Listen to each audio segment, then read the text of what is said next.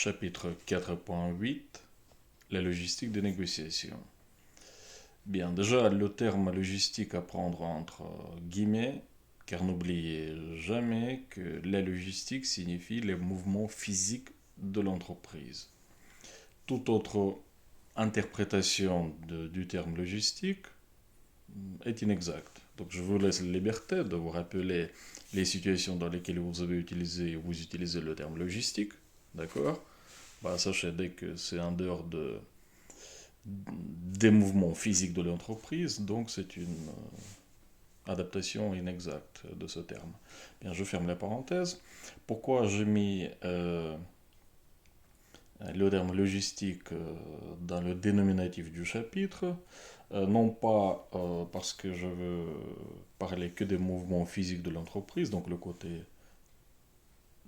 transport, mouvement vis-à-vis de la négociation, mais je vais parler plutôt, en rigolant un peu, de la logistique de point de vue de ceux qui ne savent pas ce que c'est la logistique. C'est-à-dire, on verra non seulement le côté mouvement physique, mais autre chose. Par exemple, la formation de la délégation de négociation. Bon, là, il est clair que ce n'est pas un mouvement physique, d'accord, la formation de la délégation. Mais si quelque part on vous parle de la formation de la délégation, en disant que ça fait partie de la logistique, ça ne vous choquera pas, ok? Malgré que ça devrait vous choquer, car ce n'est pas le cas. Donc vous voyez ce que je veux dire. C'est entre guillemets que je vais utiliser ce terme. Je le banalise un tout petit peu. Donc la formation de la délégation pour aller négocier. Ici, il y a trois principaux points à noter. Premier, c'est le nombre de participants. Deuxième, ce sont les experts. Et troisième, la fonction de délégué. Bien, le nombre de participants. La question à se poser, c'est tout simplement à combien il faut être. D'accord? Est-ce qu'il faut. C'est quoi le chiffre optimal des participants? 2, 3, 5, 10, 15. La réponse est très simple. Le nombre de participants dans votre équipe doit être identique à celui de l'équipe en face. D'accord? Donc, tout simplement, la parité. 2 en face de 2, 4 en face de 4 et 6 en face de 6. Voilà, donc le nombre de participants dans une négociation des deux côtés doit être identique. Donc quand je dis doit, c'est dans l'idéal, ok? Ce n'est pas toujours le cas et c'est pas toujours possible. Mais l'optimal, le chiffre optimal, c'est 2 en face de 2, 4 en face de 4, le même nombre. Donc ce que vous devez faire, c'est bien avant aller négocier, vous conviendrez avec votre futur interlocuteur du nombre de participants, d'accord? Donc il faut bien s'assurer que ce soit identique, soit à peu près identique. Ça va s'il y a 2 en face de 3, 4 en face de 5. Mais ça ne va pas s'il y a 2 en face de 6. Ok? Même 2 en face de 4, ça ne va pas. Pour quelle raison? Est-ce que c'est pour première chose qui vous viendra normalement en tête, c'est que c'est la question de rapport de force. Que bon, que 5 personnes en face de 2 sont plus forts, ok, donc auront la position dominante dans une telle situation. Pourtant, ce n'est pas du tout le cas, d'accord? Le nombre ne fait pas la force. Simple exemple, je ne sais pas, il y a qui sera plus fort. PDG d'une boîte avec je sais pas, 1000 salariés qui fait 2 milliards d'euros de chiffre d'affaires par an, il va négocier tout seul. En face de lui, il y a une petite entreprise, il y a une équipe de 5 personnes. Donc là, vous voyez déjà la réponse, que c'est évident que l'équipe de 5 personnes en face, il est fort peu probable qu'elle aura la position dominante, ok, et que le rapport de force sera à leur faveur, loin de là. D'accord? Voilà, donc si on fait les équipes avec le même nombre de participants, ou presque le même, c'est tout simplement pour que le processus soit ergonomique. D'accord? Parce que c'est tout simplement, quand il y a 2 en face de 5, bah, soit la moitié du temps, les deux doivent se taire, ok? Soit dans l'équipe en face, là où il y en a 5, bah, il y en a 3 sur 5 qui diront rien. J'en ai déjà vu ça pas mal de fois et ce n'est pas bon. D'accord? Donc, ceux qui participent doivent participer. Si quelqu'un ne participe pas, reste juste de côté parce qu'il n'a pas le temps de l'écouter, bah, qu'il ne participe pas.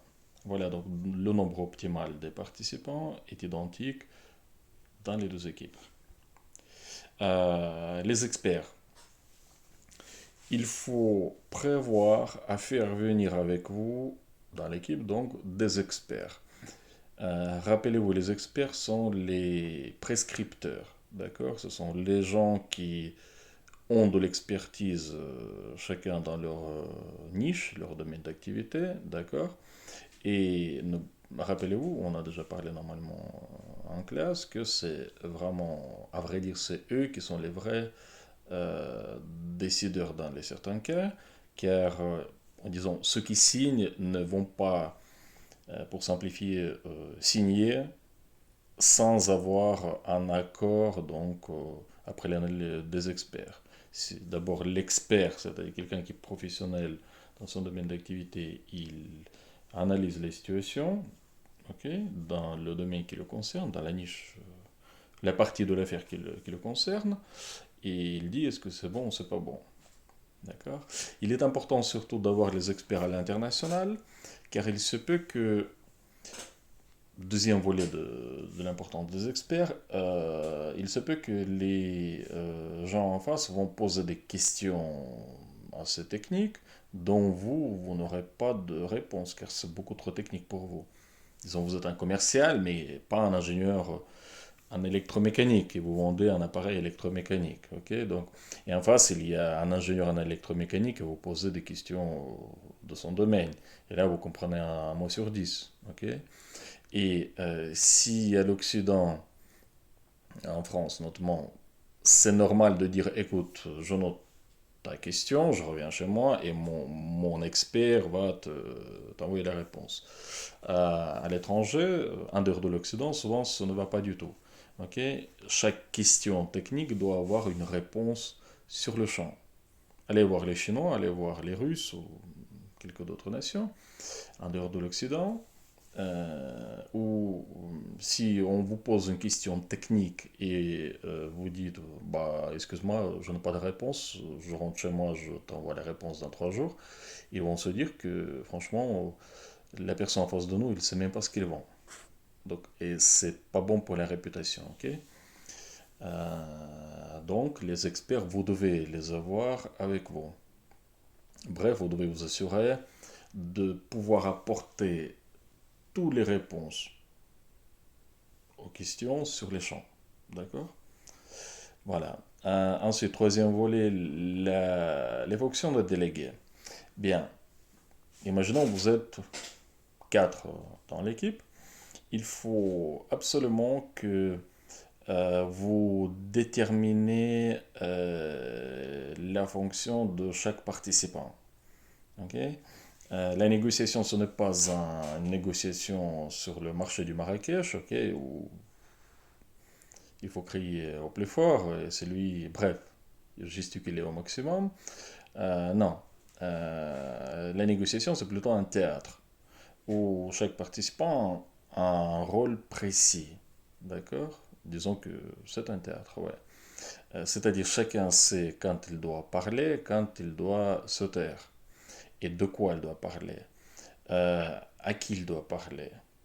Car chacun des participants a ses points forts, ses points faibles, sont de ses domaines de l'expertise, et idem dans l'équipe en face. On prévoit d'avance qui va parler de quoi et à qui. Certes, et pourquoi il faut prévoir cela? Certes, il y a chaque participant qui est à peu près au courant de tout ce qui sera traité. Mais à un moment donné, imaginez, il y a leur directeur du marketing pose une question sur le marketing. Votre ingénieur en chef qui est présent connaît les réponses parce il a participé dans les réunions avant de partir négocier. Donc, il peut avoir la tendance naturelle de répondre parce qu'il connaît les réponses. Bah, il doit se taire. Ok, il doit laisser parler au spécialiste du marketing présent dans votre équipe, car lui, il est certainement mieux placé pour y répondre. Voilà, c'est un simple exemple, mais sinon, vous devez juste noter que les fonctions de délégué, il faut bien déterminer les fonctions de chaque personne, qui fait quoi et à quel moment. Ok. Il faut savoir parler, il faut savoir se taire aussi. Voilà.